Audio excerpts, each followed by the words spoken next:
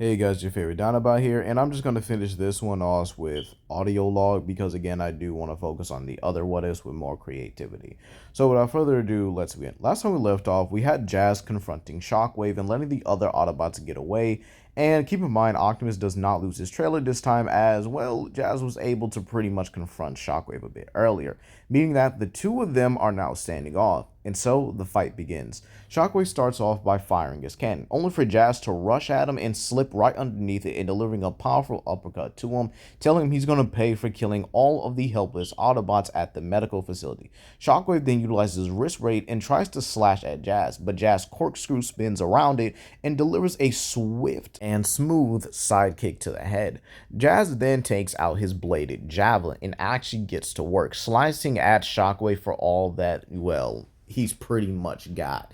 Slashing at his cord, his legs, his kneecaps, his ankles, everything that is within his reach. However, Shockwave then utilizes his cannon to actually blow the ground beneath them, sending them both tumbling back. And then he actually moves quickly this time, advancing on Jazz. However, just before that can happen, this is where Shockwave begins to get shot in the back repeatedly. And so when Jazz looks up, he sees RC and Chromia shooting at Shockwave with everything they have, stating that this is for Alita. And keep in mind, when Jazz is able to fully regain himself, he joins in the fray as well. All three of them being able to leap around and use the destroyed environment to their advantage. Shockwave even, gets his eye shot out by a well-placed shot by Chromia, and Jazz, taking full advantage of that, shoots him basically where the eye and face connect, killing Shockwave with that pinpoint accurate shot. This means that Shockwave's out.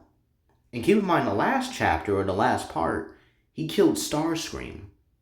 This means that the Autobots have smooth sailing from here, or at least somewhat smooth sailing, because there are still Soundwave, Barricade, Sentinel, and Megatron.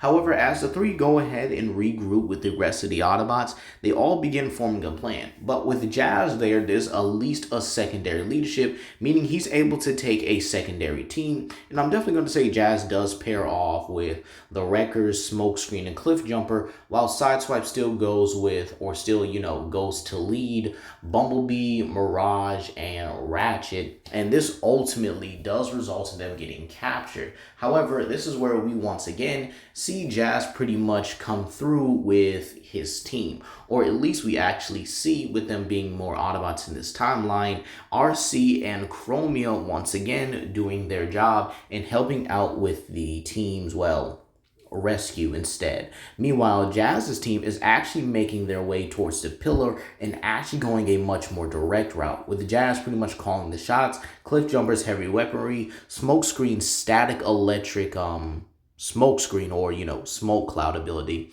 This is where they're actually able to push back the Decepticon army and actually giving Optimus enough time to get his trailer gear on. And with that being said, there still is the little fact that the Decepticon dropships do come in eventually. However, with Optimus in the air, he's able to take out a few of them, but not all of them. However, this is where Jazz simply hits his communicator and says, "All right, boys, now's your time to shine." And this is where we see Silverbolt, Air Raid, and Breakaway, all at a decent distance, pretty much giving them, giving each other high fives and stuff, saying, "Heck yeah, man, now it's our time."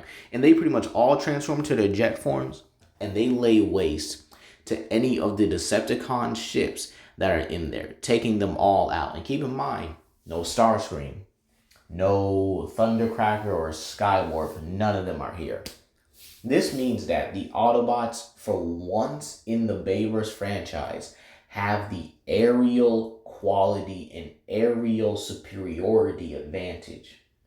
Meaning that each ship is just taken down and dropped into the ground, blowing up and stuff like that. However, someone still does shoot down Optimus. And that would actually be Megatron in this timeline, using his fusion cannon to basically get a well-placed shot and then boom, taking him out.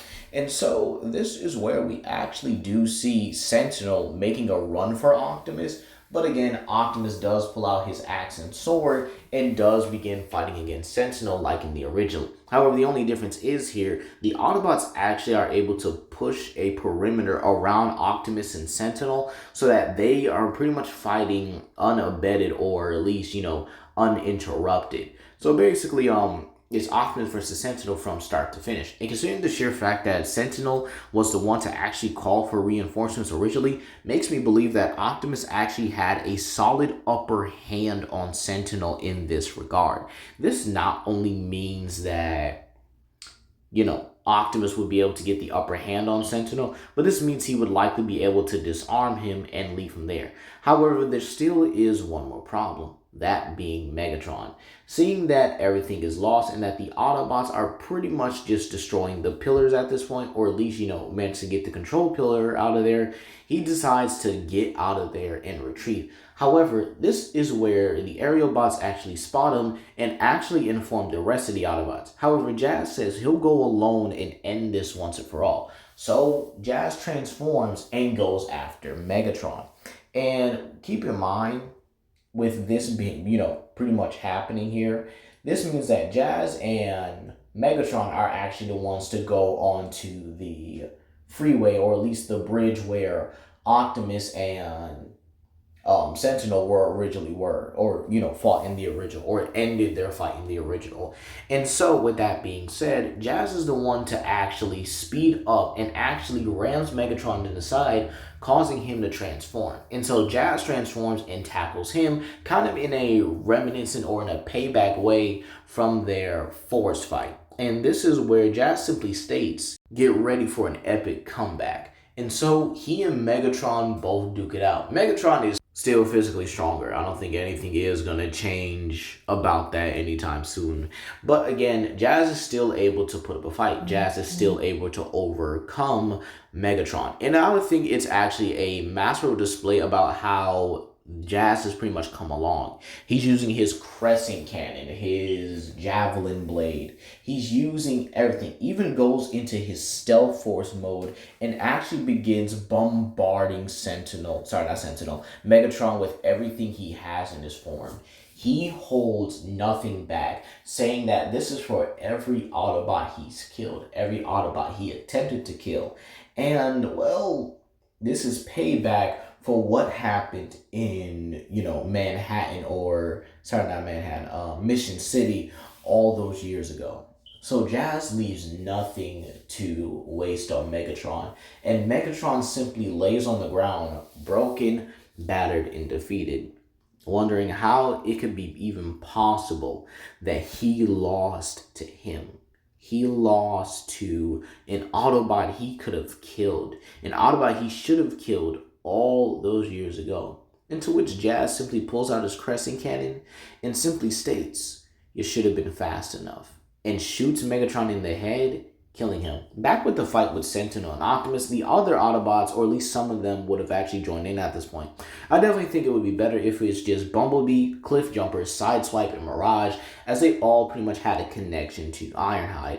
We could definitely say Ratchet is just helping the other Autobots just make sure that every Decepticon is just pretty much killed at this point. Again, the whole point of it was to leave no surviving Decepticons. So they make sure that everyone is simply just gone at that point. And I would even have a moment where Smokescreen spots Barricade trying to flee, and he goes after Barricade. And after a pretty good fight, he manages to kill Barricade. And so this means that, well, Barricade won't be coming back for any of the other Bayverse movies. Thank God, because it was annoying trying to figure out whether he was alive or dead for a large majority of the continuities here. By the way, if you wonder what happened to Soundwave, keep in mind that he still dies to Bumblebee here. So basically all the cool Autobots definitely get a kill.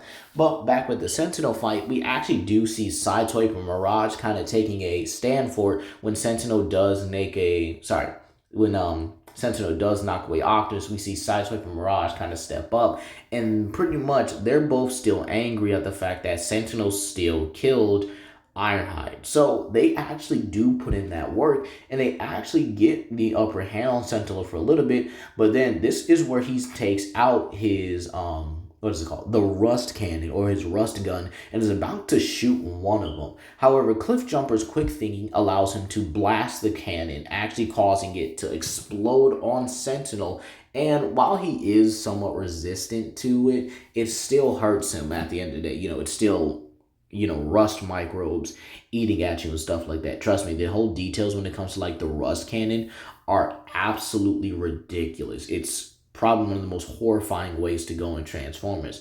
And so, with that being said here, Sentinel is now down a weapon, meaning he has to go and get his shield. But keep in mind, it is painful to hold. And Optimus takes advantage of this and actually tells his Autobots to stay back as he wants to be the one to finish this. So the Autobots basically create a boxing ring around Sentinel, and Optimus and him straight up just duke it out with their remaining weapons. And Optimus takes advantage of Sentinel's damaged hand and the fact that his grip on the shield is a lot weaker, meaning Optimus is able to use his sword to get underneath where Sentinel's arm is at, and then with a simple pull up, he slices Sentinel's arm clean off, and it's a lot easier because, again, it's weakened from the rust.